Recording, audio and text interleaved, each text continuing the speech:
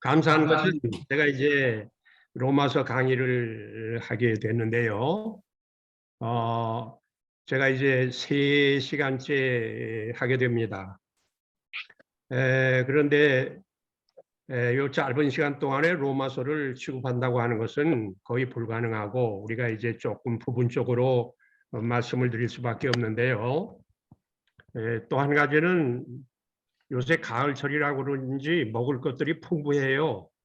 근데 이제 옛날에 그 춘궁기라고 그래가지고 봄에 보릿고개 지날 때는 모두 배가 고파서 뭐든지 잘 맛있게 먹는데 이 가을에는 음식이 넘치고 풍성해서 입맛이 좀 떨어져요.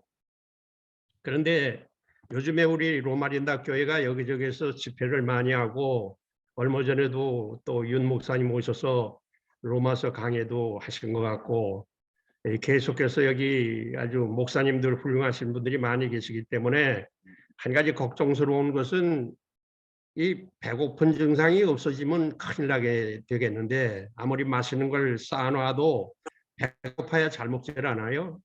그런데 예수님께서도 말씀하셨습니다. 심령이 가난한 자는 복이 있다고 그러셨는데 심령이 가난해야 복이 있는 겁니다. 근데 이게 너무 그냥 먹을 것이 사면팔방에 널려 있으면 배고픈 증세를 몰라요. 근데 우리가 저 여성 선교 이 줌 미팅에도 모두 모이신 분들이 좀 배가 고팠으면 합니다. 그래야 아무거나도 잘 잡수는데 저는 오늘날까지 우리 집사람 만나서 잘 지내고 있는데 식사 때마다 배가 고파서 뭐 아주 주는 것마다 얼마나 맛있게 먹는지 몰라요. 그리고 우리 사람은 더 신이 나서 더 맛있게 음식을 하려고 그러는데 우선 먹는 사람이 배가 고파서 맛있게 먹어야 돼요. 그래야 요리하는 사람들도 신이 나고 좀 더 맛있게 해보려고 노력을 하는 겁니다. 그래서 오늘 저녁에 여러분들 다 모이신 분들 좀 배고픈 마음을 가지고 말씀을 받으시면 하나님께서 넉넉하게 흡족하게 먹여주시리라고 믿습니다. 아멘. 여러분들 그런 자세로 말씀을 들으시겠습니까? 아멘. 네. 기도드리겠습니다. 하늘에 계신 우리 아버지 하나님 감사합니다. 우리에게 말씀을 주시고 말씀 가운데 살게 하시니 감사합니다. 아멘. 예수님께서도 사단을 물리칠 때 말씀으로 물리치신 것을 우리가 배웠습니다. 우리도 이 어려운 세상에서 말씀을 가지고 사단도 물리치고 영적으로 자라나서 예수님의 모습으로 우리 주 예수님 재림하실 때 꼭 만날 수 있도록 도와주시옵소서. 시간에 말씀을 전하는 저와 듣는 모든 분들에게 하나님께서 함께하여 주시기를 예수님의 이름으로 기도합니다. 아멘. 아멘. 자, 그럼 이제 스크린으로 들어가겠습니다.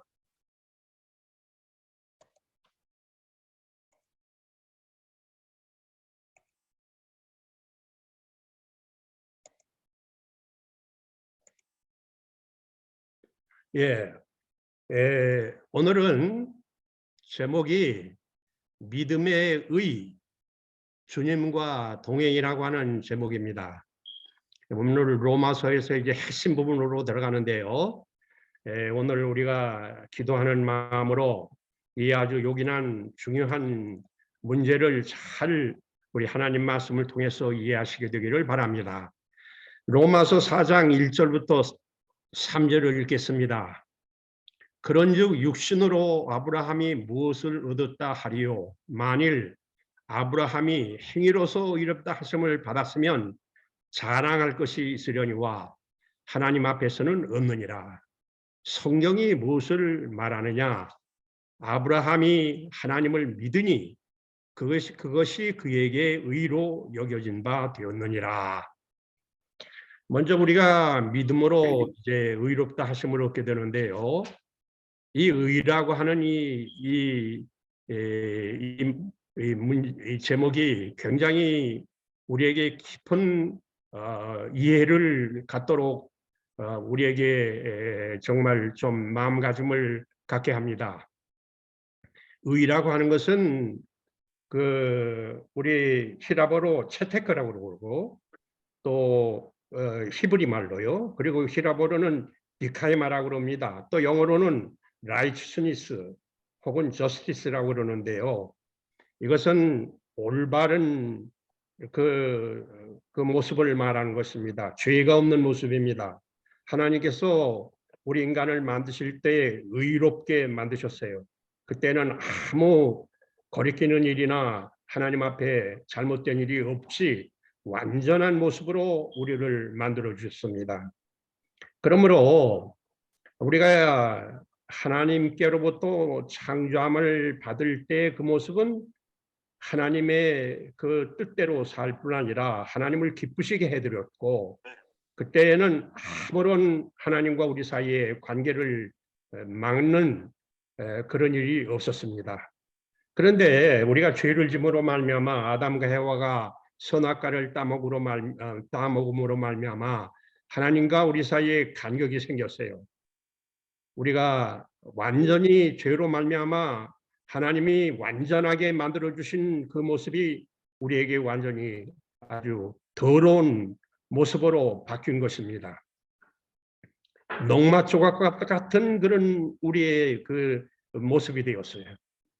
그러므로 이 더럽고 아주 부정한 모습으로 우리가 죄 가운데 살았는데 하나님께서 예수님을 보내셔서 우리로 하여금 그 모든 죄를 다 씻고 애초에 우리 하나님께서 만들어 주셨던 그런 모습으로 우리를 살 수 있도록 하나님께서 예수님을 통해서 십자가를 통하여 우리를 구속해 주신 것입니다. 그러므로 하나님께서 우리를 구속하신 목표는 죄 없던 당시의 모습으로 회복해 주시려는 것입니다. 하나님께서 이 세상을 만드셨을 때 모든 것이 좋았어요. 선했어요. 더구나 사람을 만든 다음에 이 지구촌은 심히 좋았다고 그랬어요. 영어로는 very good입니다. 아주 perfect, 완전한 그런 세상을 만드셨어요. 그런데 죄가 이것을 다 망쳐놨기 때문에 예수님이 이 땅에 오셔서 우리 죄값을 이제 치르시게 되는데, 예수님이 이 땅에 오신 목적은, 십자가에 달려 돌아가신 목적은 죄 때문에 완전히 망가진 우리 인간을 하나님의 모습으로, 하나님이 처음 만드셨을 때 온전한 모습, 그 모습으로 회복해 주시기 위해서 예수님이 오신 것입니다. 그러므로 하나님께서 이 아브라함을 부르실 때, 아브라함도 역시 우리 인간 중에 하나였지만은 아브라함을 부르실 때 인간의 완전한 모습으로 그를 다시 회복시켜 주기 위해서 아브라함을 부르셨습니다. 근데 흔히 이 세상 사람들이 잘못된 생각은 뭐냐면 육신으로 무엇을 해보려고 하는 것, 행함으로 무엇을 얻어보려고 하는 그런 인간적인 마음이 그때까지도 있었고 지금도 온 세상에 그런 종교를 가지고 있는 사람들이 많습니다.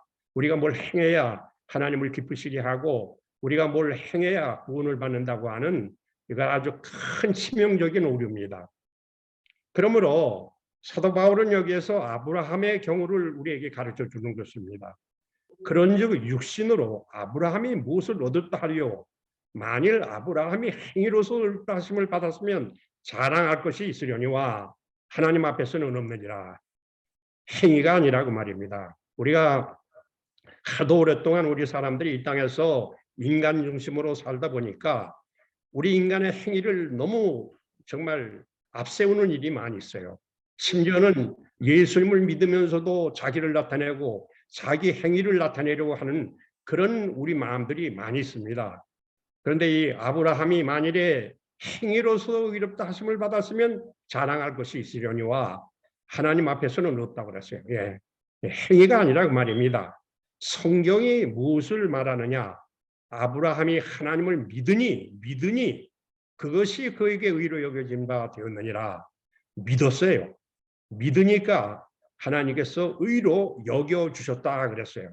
여기 여겨주셨다고 하는 말은 아주 특별한 말인데 사실은 그만한 가치가 없는데도 하나님께서 가치 있게 우리를 보셨다. 우리를 인정해 주셨다고 말입니다. 예. 그러니까 의인이 아니에요. 우리가 다 죄인인데 하나님을 믿었어요. 하나님을 믿으니까는 우리가 뭐 그때까지 하나님을 믿었지 혹시 우리가 품성이 달라졌거나 우리의 행동이 나아진 게 없어요. 그냥 하나님을 믿었어요. 그런데 하나님께서는 우리가 하나님을 믿을 때에 예수님이 우리를 위해서 모든 죄값을 치러 주셨기 때문에 믿음으로 말미암아 의롭다 이렇게 인정해 주셨다는 얘기입니다. 그렇게 여겨 주셨다고 말입니다. 사실 하나님을 믿는다고 하는 것은요. 예를 들면 우리가 구원받는다는 것은 100이라고 생각할 때 우리 98점을 가지고 하나님을 믿는 사람도 없고 50점짜리가 하나님을 믿는 경우도 없어요. 우리는 다 죄인이었습니다. 죄인은 0이라고 보통 얘기하지만은 저는 개인적으로 0도 아닙니다. 마이너스 0이에요. 우리가 다 하나님 앞에 과거에 뭐 0으로 하나님 믿는 사람도 거의 없어요. 다 뭔가 마음 가운데 부족도 많았고 죄도 많았고 마이너스입니다. 근데 하나님께서 구원을 해주셨다고 하는 것은 100점을 주셨다는 게 아닙니다. 그렇게 믿는 사람들도 꽤 있지만은 저는 개인적으로 플러스 100이라고 그럽니다. 플러스 100. 우리의 마이너스를 채워주시고 거기다가 100을 더 주셔서 우리를 구원해 주셨다 그 말입니다. 그러므로 이 의라고 하는 이 문제는 아주 우리가 생각할수록 얼마나 황송하고 얼마나 고마운지 모릅니다. 그러므로 하나님께서 아브라함을 부르셨을 때 히브리서 11장 8절에 이렇게 말씀을 했어요. 믿음으로 아브라함은 부르심을 받았을 때 순종하여 장래 유업으로 받을 땅에 나아갈새 갈 바를 알지 못하고 나갔으며. 그러므로 우리가 하나님을 믿을 때 중요한 것은 하나님은 우리를 불러주셨습니다. 근데 우리를 불러주셨는데 가진 것도 없고 아는 것도 없고 무슨 우리가 뭐 행동도 뭐 올바르고 뭐 기술이 있고 아는 것이 많고 지능이 있고 그럼 인간의 됨됨이 가지고 우리를 부르신 게 아니라 우리는 다 죄인이었어요. 마이너스였어요. 근데 옛날에 아브라함도 그런 입장에서 부르셨습니다. 그때 이 아브라함은 하나님께서 불러주신 것이 너무 감사하고 어떤 경우라도 하나님의 말씀을 순종하겠다고 하는 그런 마음을 가지고 하나님의 부르심에 응했어요. 그래서 이제 제일 중요한 것은 출발인데 우리 하나님 믿는 것은요. 믿는 사람들은 제일 중요한 것이 뭐냐면 출발입니다. 육상 경기하는 사람들이 출발이 잘못되면요. 꼴찌해요. 이 출발부터 잘해야 합니다. 근데 예수 믿는 사람들도 하나님의 은혜로 우리가 부르심을 받았는데 출발부터 믿음으로 나가야 돼요. 이 아브라함은 갈대우르에서 살았어요. 여러분 아시는 대로 이 갈대우르는 고고학적으로 옛날에 아주 문명이 굉장히 발달한 곳이었습니다. 근데 거기에서 아비집을 떠나야 됐어요. 그 문화의 혜택을 다 버리고 나가야 합니다. 출발이 중요해요. 아브라함은 갈대우르를 떠날 때 믿음으로 나갔어요. 다 버리고 나갔어요. 하나님만 오직 하나님만 마음에 모시고 하나님이 가라는 대로 그가 가나안 땅을 향해 가서 계속해서 제단을 쌓으면서 하나님과의 관계를 이루었습니다. 그러므로 옛날에 이스라엘 백성들이 애굽에서 나올 때도요. 430년 동안이나 있었던 그 애굽에서 그 빠져나온다는 것이 쉽지 않습니다. 그때 430년 동안 있었던 그 노예 생활에서 그들이 하나님께서 모세를 통하여 애굽에서 나오라 그럴 때 그들은 정말 어려운 입장에서 정말 그때 그들은 모세의 명령을 따라서 나왔어요. 그러므로 우리가 이 세상에서 하나님을 믿는다는 그 생활은 출발이 중요합니다. 그냥 우리가 이 세상에 미련을 두고 한 가닥 깔아두고 예수님을 양다리 걸치고 믿었다 이랬다 저랬다 왔다 갔다 이러면 이게 믿음이 아니에요. 믿음은 전적으로 하나님께 모든 것을 맡기고 하나님의 말씀대로 살겠다고 하는 그런 마음을 가지고 나갈 때 하나님께서 그것을 의로 여겨주신다 그 말입니다. 그러므로 아브라함이 하나님을 믿음에 그것을 의로 여겨주셨다. 그래서 여기 여러분 글자를 보면 한문으로 제가 여기 썼는데 믿었어요. 믿으니까 의로 인정을 하셨어요. 이게 의로 인정했다고 말입니다. 사실은 의로운 모습이 아니었어요. 아브라함은 아주 죄인 중에 죄인이었었어요. 우리와 마찬가지로. 근데 하나님을 믿었어요. 그 믿음으로 나가니까 하나님께서 그 믿음을 보시고 의롭다 이렇게 인정해 주시고 약속까지 주시고 하늘의 별을 보여주시면서 하늘의 별처럼 내 자손이 많아지겠다고 하는 이 엄청난 약속을 그에게 주셨어요. 그러므로 이 창세기 15장 6절과 7절에 보면요. 아브라함이 여호와를 믿으니 여호와께서 이를 그의 의로 여기시고 한문으로 의로 인정해 주셨다고 말입니다. 또 그에게 이르시되 나는 이 땅을 내게 주어 소유를 삼게 하려고 너를 갈대아인의 우리에서 이끌어낸 여호와니라. 그래서 이 로마서 4장 18절에도 이렇게 나옵니다. 아브라함이 바랄 수 없는 중에 바라고 믿었다고 그랬어요. 바랄 수 없는 중에 바라고 믿었다. 사실 이 아브라함이요. 하나님께서 약속 주셨어요. 내 자손이 하늘의 별처럼 많아지리라.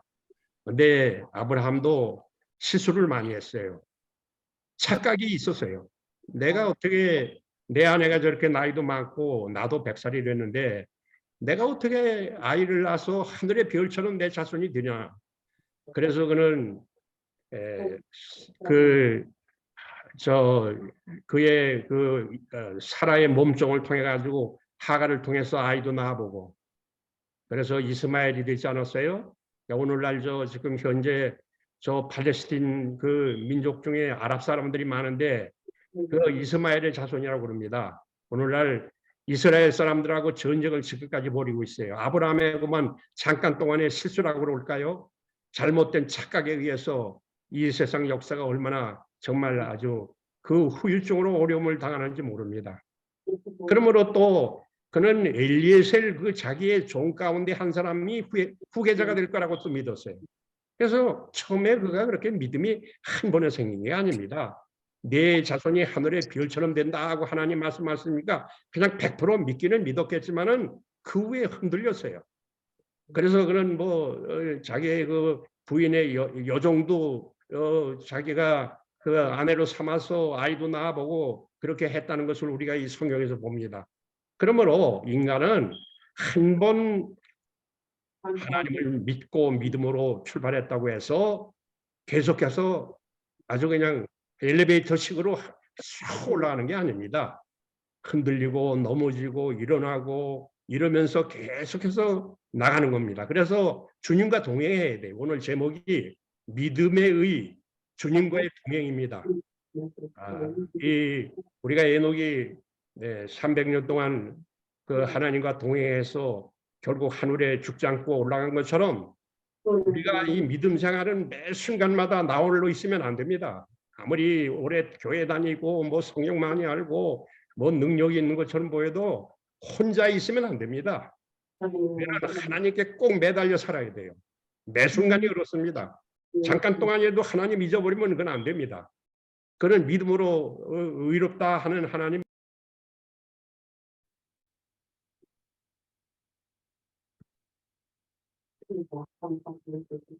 목사님 뮤트 됐어요.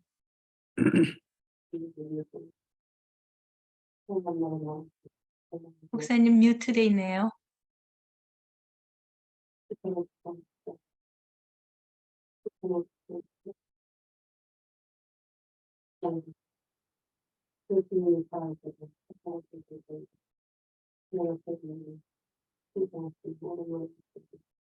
누가 이 기도하지?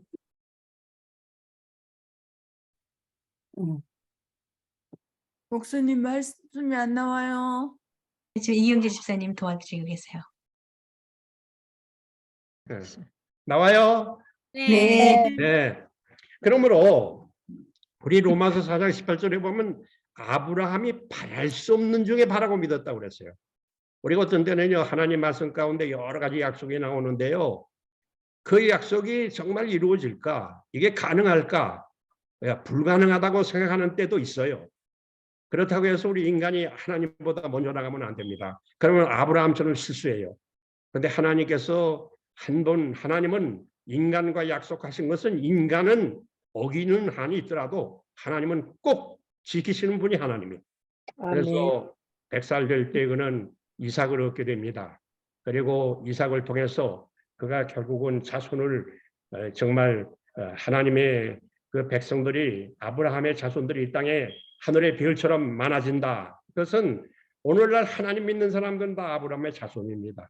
그래서 하나님께서는 이루셨어요. 약속대로 이루신 것을 우리가 여기서 이해하게 됩니다. 그런데 하나님과 그 아브라함과의 약속은 보통 약속이 아니었어요.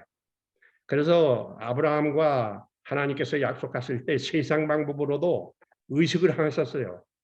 짐승을 암소 3년 된 암소와 3년 된 암염소와 3년 된 수양과 산비둘기, 집비둘기 5가지 종류의 그 동물을 가지고 그 새는 아니지만은 새 동물을 반으로 쪼갰습니다. 그리고 양쪽에 무더기를 만들어 가지고 아브라함이 글로 지나가게 하셨어요. 왜냐하면 옛날에 약속은 이렇게 엄숙하게 합니다. 그리고 해 넘어갈 때쯤 돼서 빛이 그 고기 덩어리 두 무더기 가운데를 지났다고 그랬어요. 그건 하나님이 지나신 겁니다. 하나님께서 아브라함하고 약속하실 때 그 아주 엄중한 약속을 하신 겁니다. 왜 그 동물을 갈라가지고 그 가운데로 사람이 지나가느냐 하면요. 약속을 어기면 이렇게 비참하게 된다 그 말입니다. 절대로 약속을 어겨서는 안 된다는 그런 의식이에요. 그러므로 하나님께서 이 아브라함과 약속하신 그 약속은 정말로 영원한 약속이고 절대로 흔들려서는 안 되는 약속이에요. 아브라함은 흔들렸어요. 그러나 하나님은 아주 약속하신 것을 꼭 이루시는 분이 하나님이에요. 그러므로 하나님께서는 이 아브라함에게 아브라함 그 하나님과 똑같은 그런 마음으로 약속을 맺기 위해서 한 가지 시험을 주십니다. 그것이 뭐냐면 내 아들 독자 이삭을 내게 번제로 드리라. 참 이건 정말 끔찍한 일이시죠. 이거 어떻게 이런 일을 가능할 수 있는가? 아브라함도 처음에는 굉장히 갈등을 가졌어요. 그래서 우리가 이 창세기 22장 1절부터 2절을 보면 그 이후에 하나님이 아브라함을 시험하시려고, 여기 시험이라고 하는 것은 사람을 넘어뜨리려고 이렇게 하는 시험이 아니고, 이것은 템테이션이 아닙니다. 유혹이 아닙니다. 이것은 테스트하는 거예요. 예, 아브라함을 정말 믿음으로 살아야 된다고 하는 것을 다시 한번 확인하기 위해서 아들을 제물로 드려라 하나님께서 말씀하셨어요. 그를 물으시되 아브라함아 하시니 그가 가로되 내가 여기 있나이다. 여호와께서 가라사대 네 아들 네 사랑하는 독자 이삭을 데리고 모리아 산으로 가서 내가 내게 지시하는 한 산 거기서 그를 번제로 드리라. 여러분 이거 정말 처음 이 얘기를 들을 때 아브라함이 어떻게 생각했겠어요? 아니 100세나 된 그 네 개의 아들을 하나 외아들을 주어놓고는 그리고 주시고는 번제로 이 아이를 죽여서 하나님 앞에 불에 태워 바치라. 이건 정말 있을 수 없는 일입니다. 예, 이건 정말 너무나 마음 가운데 하나님께 잘못하면 원망할 수도 있고 하나님께 대항할 수도 있는 그런 그 정도의 아주 심각한 일이었어요. 그런데 우리가 이제 시간이 없기 때문에 다 설명할 수 있지만 아브라함이 정말 기도 많이 했겠죠. 그리고 하나님의 명령에 순종하기로 결심합니다. 아브라함이 아침에 일찍이 이삭을 깨웁니다. 그리고 사랑하는 아내에게 이 얘기를 안 합니다. 우리가 그 화이트인의 말씀 가운데 보면 아내에게 얘기를 하면 아내는 여인이기 때문에 아들을 번제로 드리라고 한 그 하나님의 명령에 이 이삭이 이 사라가 크게 난리를 칠 가능성이 있어요. 차라리 날 죽여달라고 막 외치면서 아브라함에게 대들 가능성도 있습니다. 저는 여인이 아니기 때문에 잘 모르지만은 여인들은 비슷합니다. 아니 당신 미쳤느냐고 말이야. 아니 우리 100세 난 이 외아들을 갖다가 아니 번제로 드리라고 이게 말이 되느냐고 그러고 막 그냥 난동을 부릴 겁니다. 그래서 아브라함은 아내에게 얘기도 안 해요. 그리고 아침에 일찍 일어나서 이삭을 데리고 모리아 산으로 올라갑니다. 그래서 모리아산에 올라가면서 이삭은 나무 단을 지고 그리고 올라가서 이삭을 이제 하나님 앞에 바치려고 하는데 참 난감했을 거예요. 칼을 들어서 이 다 큰 아들을 20살이나 되는 이 아들을 하나님께 바치다니.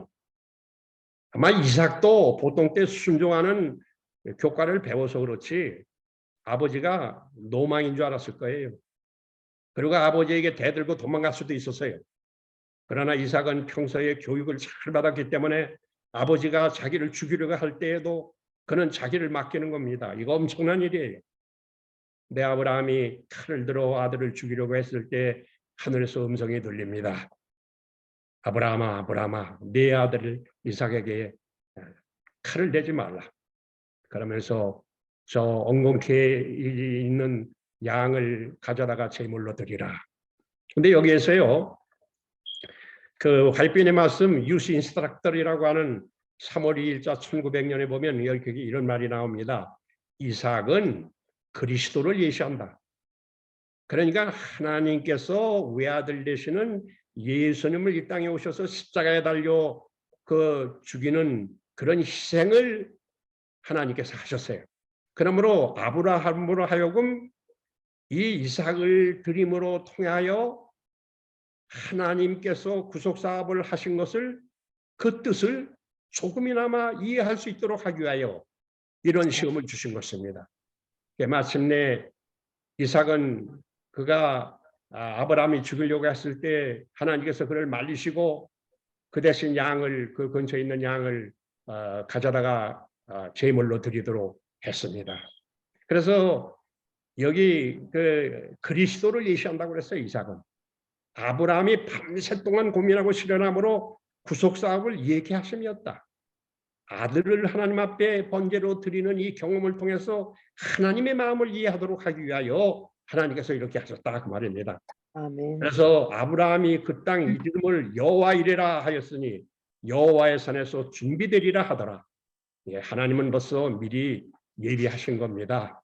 아브라함이 정말 믿음으로 이렇게 테스트를 받았지만은 하나님은 벌써 다 대책을 준비하신 거예요. 그래서 양을 잡아서 그 대신 하나님 앞에 번제를 드리도록 그렇게 하나님께서 배려하신 겁니다. 그래서 우리가 이 이삭을 드리는 아브라함의 경험을 통하여 하나님께서 얼마나 우리 인간을 위하여 끝까지 사랑하시고 우리 인간이 정말 어려움을 당할 때 하나님의 뜻대로 정말 어찌할 줄을 모르는 그 안타까운 때 하나님께서 대신 우리 인간의 그 몫을 담당해 주신다. 그런 것을 우리가 여기서 배울 수가 있습니다. 그러면 하나님께서 이렇게까지 믿음으로 우리로 하여금 의롭게 하시고 예수님과 동행하는 길을 열어주셨는데 왜 율법이 필요할까 하는 것을 우리가 생각을 좀 해보게 됩니다. 이 율법의 기능은 뭐냐? 우리가 어떤 사람들은 율법을 지켜야 구원을 얻는다. 특별히 그 유대인들이 그런 사상을 가지고 있어요. 그래서 우리 십계명이 297단어로 되어 있는데요. 이 십계명을 철저히 지키는 사람들이 유대인들입니다.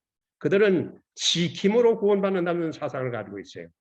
하나님은 믿음으로 구원받는다는 이 아주 놀라운 진리를 우리들에게 가르쳐 주셨는데도 불구하고 아브라함을 통해서도 가르쳐 주셨는데도 불구하고 아직도 그들은 예수님을 안 믿어요. 예수님을 구주로 받아들이지는 않습니다. 그러므로 여기 로마서 4장 14절부터 이렇게 말씀을 합니다.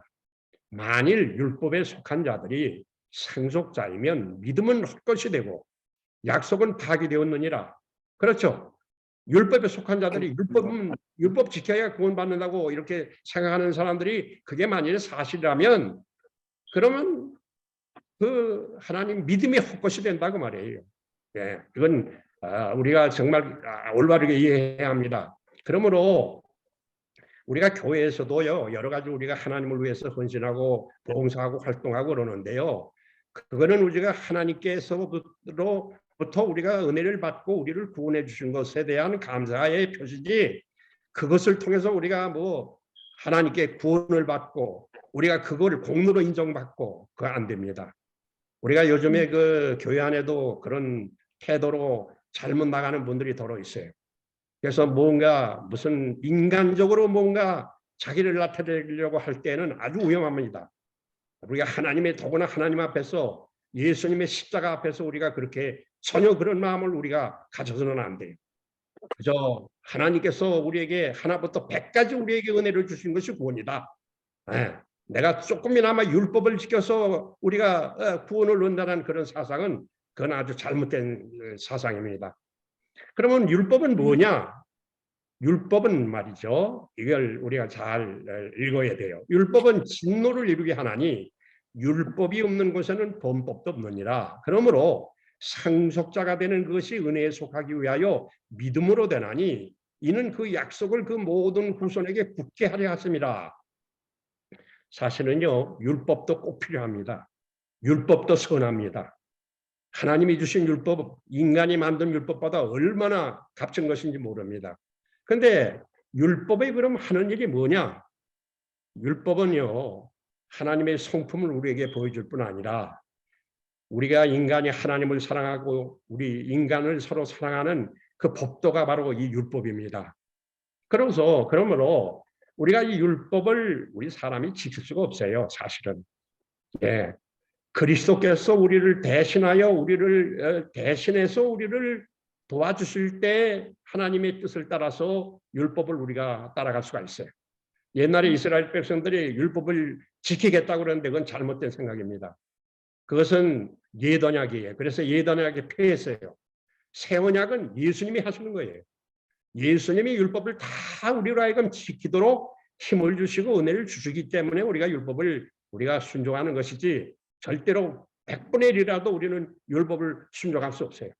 그러므로 구조와 선지자 상권 310쪽에 이렇게 말씀을 주셨어요.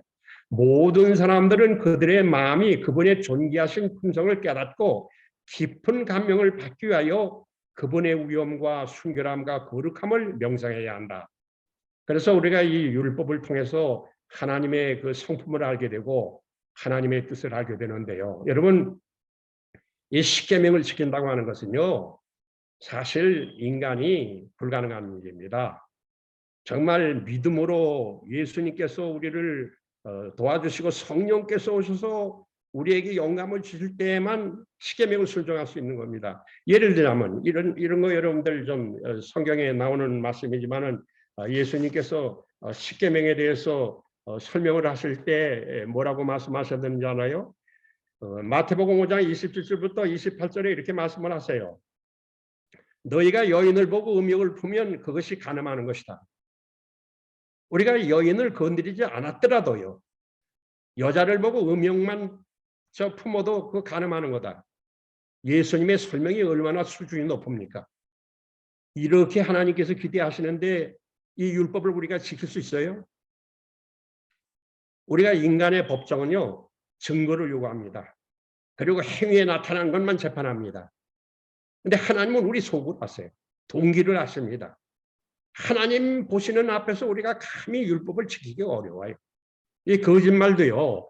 우리가 이 9째 계명은 거짓 증거하지 말라고 그랬죠. 그런데 사실 제가 본 어떤 10계명에 대한 설명을 보니까요. 거짓말을 안 한다고만 저 9째 계명 지키는 게 아니라 그 말입니다. 우리가 예수님께서 이 간음에 대해서도 말씀하셨듯이 이 거짓말도요. 내가 안 해도요. 어떤 사람이 내게 와가지고 어떤 사람에 대해서 좀 좋지 않은 얘기를 하고 이상한 얘기를 하고 거짓말을 하면 그거를 들으려고요. 귀를 번뜩해가지고 손뼉 치면서 말해봐 그러면서 거짓말하는 사람을 아주 신나게 만드는 것도 9째 계명을 범하는 거예요. 내가 거짓말을 안 해도 남이 거짓말을 하도록 부추기는 것도 9째 계명에 범하는 것이다. 이거 얼마나 수준 높습니까? 그러므로 이 십계명을 알면 알수록요 지키기 어려울 뿐 아니라 내가 죄인이라는 것을 느끼게 됩니다. 그러면 십계명은 우리에게 죄인이라고 하는 것을 가르쳐 준 거예요. 그래서 그럼 거기서 끝나는 게 아니라 율법의 기능이 뭐냐 하면 우리로 하여금 너는 죄인이니까 내가 스스로 십계명을 지키려고 몸부림치지 말고 너의 구주 되시는 예수님에게 나가라고 우리에게 예수님께 안내하는 기능을 하는 것이 율법이에요. 그러므로 율법에 대해서 우리가 경솔하게 생각하면 안 됩니다. 율법이 왜 있느냐? 율법에 가까이 가면 다 죄인이에요. 그러면 우리에게 죄인이라고 하는 것을 가르쳐주는 율법의 기능이 뭐냐? 그러므로 우리를 죄에서 건져주시는 예수님 앞에 가까이 가라고 말입니다. 그래서 율법의 기능을 알면 알수록 자기를 내세우는 게 아니라 예수님에게 더 가까이 가는 사람이 된다고 말이에요. 그래야 우리가 하나님을 온당하게 섬길 수 있는 사람이 된다고 말입니다. 그러므로 의롭다 하심을 우리가 받은 사람이지만은 우리는 항상 은혜가 필요해요. 그래서 이 로마서 5장 1절로 2절에 보면 그러므로 우리가 믿음으로 의롭다 하심을 받았으니 우리 주 예수 그리스도로 말미암아 화평을 누리자. 또한 그로 말미암아 우리가 믿음으로 서 있는 이 은혜에 들어감을 얻었으며 하나님의 영광을 바라고 즐거워하느니라. 예. 그러므로 우리가 믿음으로 의롭다 하심을 받았다 해서 끝나는 게 아닙니다. 더 예수님과 가까이 살아야 돼. 은혜가 필요한 사람이에요. 그래서 예수님과 가까이 살고 은혜 가운데 살면 화평이 옵니다. 우리가 왜 예수 믿어도 자꾸 괴로운지 아십니까? 예수님의 은혜에 대해서 잊어버리고 예수님을 멀리하면 믿음으로 살아도 마음에 평화가 없어요. 예, 하나님께서 우리에게 주시는 평화는 예수님 곁에서 얻어지는 겁니다. 나 홀로 있을 때는 화평이 있을 수가 없어요. 그러므로 그로 말미암아 우리가 믿음으로 서 있는 은혜에 들어감을 얻었으며 하나님의 영광을 바라고 즐거워하느니라. 그러므로 우리가 이 믿음으로 의롭다 하심을 우리가 받았다고 하는 자의 바른 자세는 뭐냐면 더욱더 예수님과 가까이 사는 거예요. 예수님과 한시도 떨어져서는 안 됩니다. 그래서 우리가 계속해서 화평을 누리고 드디어 마지막 영광까지 우리가 나갈 수 있다. 하나님의 영광 가운데 참여할 수 있다고 말입니다. 그런데요, 우리가 이제 성경을 연구하면 에베소 4장 30절에 이렇게 말씀을 합니다. 하나님의 성령을 근심하게 하지 말라. 그 안에서 너희가 구속의 날까지 인치심을 받았나니라. 사실은 우리가 예수님과 동행하는 것은 예수님의 도우심을 받아서 믿음으로 우리가 의롭게 되었지만 하나님의 뜻대로 점점 이 영어로 말하면 칭의는 justification이라고 합니다. 우리가 부족하지만 의롭다 여겨주시는 거예요. 그 다음에 거기서 끝나서는 안 됩니다. sanctification, 성화에 들어가야 돼요. 성화는 예수님과 동행하면서 우리의 품성이 변화되는 겁니다. 예, 칭의의 그 울타리에만 있어서는 안 돼요.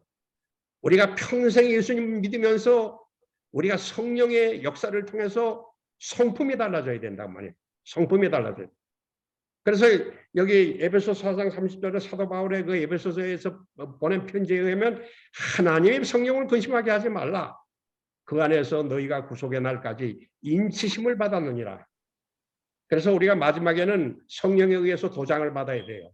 우리가 이 세상에서 중요한 문서에는 인간 도장이 찍히듯이 우리가 구원받을 때 마지막 도장은 성령께서 찍어주셔야 돼요.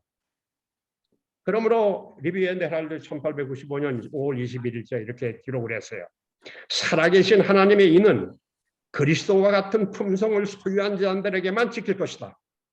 예, 얼마나 정말 우리 마음 정말 이거 아주 보통 일이 아닙니다.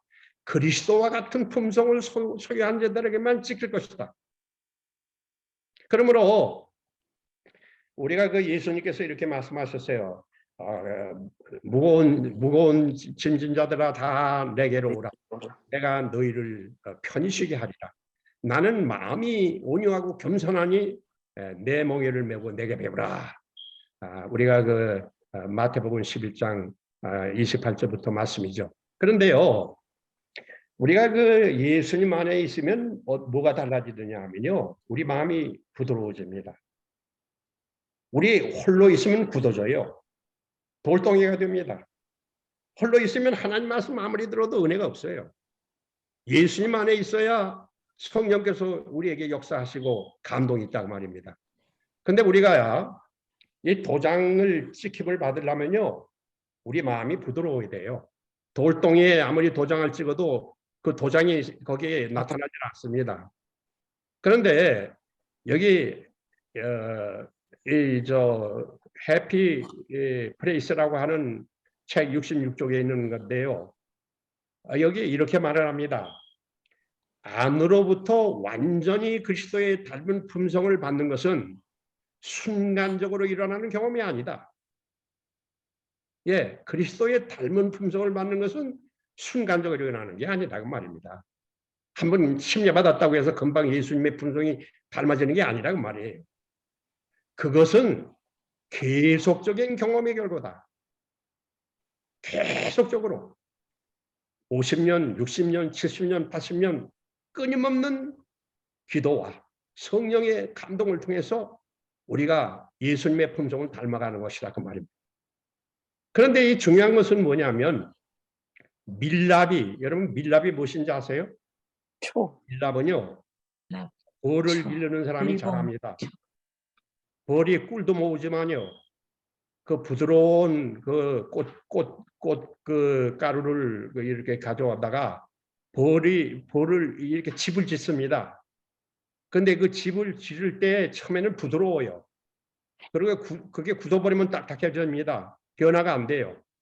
근데 그 부드럽게 이렇게 밀랍이 부드러워져 가지고 벌집을 만드는 것처럼 협력적인 생태를 유지하는 동안 인의 소유자는 인치는 일을 해야 한다. 그러니까 항상 예수님 따라다니고 예수님 동행하는 사람은 마음이 굳은 사람이 아니라 그 말입니다. 우리가 옛날 그 바로가요, 모세가 이스라엘 백성들을 데리고 나올 때 마음을 강팍하게 했습니다. 성경을 잘 읽어보시면 20번이나 강팍하게 해요. 아주 돌덩어리가 되어버리고 말고 마침내 그가 이스라엘 백성들을 추격하기 위해 뒤쫓아 나오다가 홍해 바다에서 빠져 죽어버리고 맙니다. 이것이 바로의 종말입니다. 우리가 하나님을 믿는 사람들이 항상 마음이 부드러워야 합니다. 말씀을 들을 때도 부드럽고 남에게 대할 때도 좀 부드럽고, 그래야 성령의 인식입니다. 내가 이제 이만하면 됐다. 내가 배웠다. 내가 이 교회 어른이다. 나는 꽤 믿음이 있다. 이렇게 생각할 때는 도장 찍혀도 도장이 나타나질 않아요. 그러므로 우리가 이 밀랍이 부드럽고 협력적인 생태를 유지하는 동안 인의 소유자는 인치는 일을 해야 한다. 그래서 우리가 예수님의 때가 가까우면 가까울수록 우리는 항상 예수님처럼 마음을 부드럽게 갖고 언제나 하나님의 말씀이면 마음에 우리가 받아들여서 그 말씀대로 살고 언제나 변화되는 그런 모습으로 살아야지. 우리가 제가 최근에 좀 생각을 해보는데요. 나이가 많으면 제일 무서운 게 뭔지 아닙니까? 나이가 많으면 아주 너무나 마음이 좀 어렸을 때 그 마음보다 좀 굳어져요. 딱딱해집니다. 남의 말 좀 잘 안 들어요. 이게 제일 무서운 겁니다. 근데 나이가 들을수록 이제 죽음의 시간이 가까울수록 부드러워져야 되는데 아주 자기 고집이 많고, 그래서 화이트부인이 노인들에게 증언을 주셨어요. 나이 많아지면은 정말 조심해야 된다고 그럽니다. 저도 이제 나이가 많아서 최근에 그 증언을 보면서 많은 깨달음을 얻습니다. 그래서 우리가 절대로 하나님 믿는 사람이 더구나 때가 가까웠고 요즘처럼 여기저기서 사람은 자꾸 죽어가고 나이 든 사람들이 갑자기 쓰러지는데 마음 닫아버리면 안 됩니다. 언제나 기도하면서 하나님의 음성을 들을 때 마음을 활짝 열고, 그리고 부드러운 마음으로 마지막에 성령께서 내 마음에 도장을 찍어주실 수 있는 그런 태도로 협력적인 생태를 유지하라고 그러죠. 협력적인 생태. 하나님 말씀에 협력하려는 그런 마음을 가지고 우리가 살아야 된다 그 말입니다. 그래서 침례받는 일이 우리가 있는데요. 여기 침례에 대해서 로마서 6장 3절로 4절에 말합니다. 무릇 그리스도 예수와 합하여 침례를 받은 우리는 그의 죽으심을 합하여 침례를 받은 줄을 알지 못하느냐. 그러므로 우리가 그의 죽으심과 합하여 침례를 받음으로써 그와 함께 장사되었나니 이는 아버지의 영광으로 말미암아 그리스도를 죽은 자 가운데서 살리신 것 같이 우리로 또한 새 생명 가운데서 행하게 하려 하심이라. 침례는요, 함께 죽고 그 다음에 장사 지내고 그 다음에 부활하는 것입니다. 그런데 침례를 받음으로 이제 예수님과의 동행이 시작된다고 보면 됩니다. 그런데 우리가 죽어야 돼요. 그래서 침례는 죽는 의식입니다. 우리가 침례를 사실은 받을 때 모두가 더 좋아하고 막 그냥 너무 아주 우리가 흥분하고 그러는데 사실은 침례는 아주 심각한 예식입니다. 내 과거를 죽이는 거예요. 내가 만일에 반만 죽이면 그 다음에 예수님과 함께 동행할 수 없어요. 그러므로 예수님과 함께 죽으려면 침례는 장사를 지내야 돼요. 예, 죽고 장사 지내야 됩니다. 장사 지낸 사람이 다시 거기에서는 다시 정말로 완전히 그는 자기가 완전히 무가 되는 거예요. 없어지는 거예요. 그리고 부활하는 경험이 예수님께로부터 말미암아 우리에게 주어지는 것입니다. 그러므로 우리가 이 침례받는다는 것은 출발입니다. 거듭나는 겁니다. 위로부터 나는 겁니다. 성령으로 나는 겁니다. 어린아이입니다. 그래서 이제 출발부터 시작을 해가지고 평생 동안 예수님과 동행해야 돼요. 네, 절대로 혼자 우뚝 서서 다니면 안 됩니다. 그러므로 우리가 예수님께서 그 부활하신 것처럼 우리가 예수님의 뒤를 따라가는 사람들이기 때문에 우리는 예수님의 부활의 날을 고대하면서 하루하루 살아가는 겁니다. 그러므로 참 제일 마음 아픈 것은요, 제가 지금 지회 저 싱가포르의 옛날 원동지회에서 10년 동안 일을 했는데요, 제가 총무의 역할을 했어요. 근데 제일 마음 아픈 것은요, 침례받는 사람이 지회 전체적으로 1년에 한 20만 명 됩니다. 새 출발하는 사람이. 근데 한 가지 가슴이 아픈 것은 1년 안에 그 중에 4분의 1이 떠나갑니다. 떠나가요. 출발을 했는데 1년도 안 돼서 도중하차하는 사람이 그렇게 많아요. 예, 교회도 마찬가지입니다. 우리가 이 침례받은 다음에 그 출발하는 것이 시작입니다. 그러므로 침례를 줘놓고 돌보지 않는 경우가 많아요. 특별히 어린아이 나가지고 어렸을 때 병 안 걸리도록 잘 돌봐야 줘야 되는 것처럼 같이 침례받는 사람 정말 관심 가져야 됩니다. 침례식 끝나고는 그냥 그걸로 끝나면 많은 사람이 떨어져요. 그들이 계속해서 정말 예수님의 부활에 참여할 때까지 정말 그리스도의 은혜로 성령의 역사를 통해서 변화되는 경험을 통하여 내내 평생 살아야 돼요. 그러므로 우리가 우리 자신을 돌볼 때에도 그렇습니다. 우리는 침례를 다 받았어요. 그러나 침례받은 것으로 끝나면 안 됩니다. 자기가 죽어야 돼요. 그리고 다시 우리가 예수님과 함께 부활하는 그런 경험 가운데 나가도록 우리가 기도하며 하루하루 살아가야 합니다. 그러므로 로마서 6장 21절로 23절에 보면 너희가 그때 무슨 열매를 얻었느냐 이제는 너희가 그 일을 부끄러워하나니 이는 그 마지막이 사망이라. 옛날에는 우리가 다 죄 가운데 살다가 끝으로 죽음으로 끝났어요. 그러나 이제는 너희가 죄로부터 해방되고 하나님께 종이 되어 거룩함에 이르는 열매를 맺었으니 그 마지막은 영생이라. 우리의 목표는 영생입니다. 영생은 마지막으로 하나님께서 주시는 의의 멸류관입니다. 그러므로 디모데후서 4장 7절로 8절에 보면 사도 바울이 그가 마지막에 이런 아주 위대한 승전가를 불렀어요. 그가 죄와의 싸움에서 이겼습니다. 그러므로 그는 이런 얘기를 합니다. 내가 선한 싸움을 싸우고 나의 달려갈 길을 마치고 믿음을 지켰으니 이제 후로는 나를 위하여 의의 멸류관이 예비되었으므로 그는 하나님께서부터 믿음으로 말미암아 의롭다 인정을 해주셨지만은 그 후에 예수님과 동행하면서 의의 멸류관을 마지막으로 하나님께서 주신 그거를 바라보며 살았어요. 그러므로 의로운 재판장이 그날에 내게 주실 것이니 내게만 아니라 주의 나타나심을 기다리는 모든 자에게니라. 그러므로 우리가 믿음으로 의롭다 하심, 그걸로 마지막이 아니고 시작입니다. 마지막은 의의 멸관을 받는 겁니다. 의의 멸관. 그것이 곧 부활하여 예수님을 만나는 것입니다. 난 제가 가지고 있는 성악 가운데 여기 나타난 그림 제일 좋아합니다. 얼마나 감격합니까? 부활한 날, 예수님 오시는 날, 예수님을 대하는 얼굴입니다.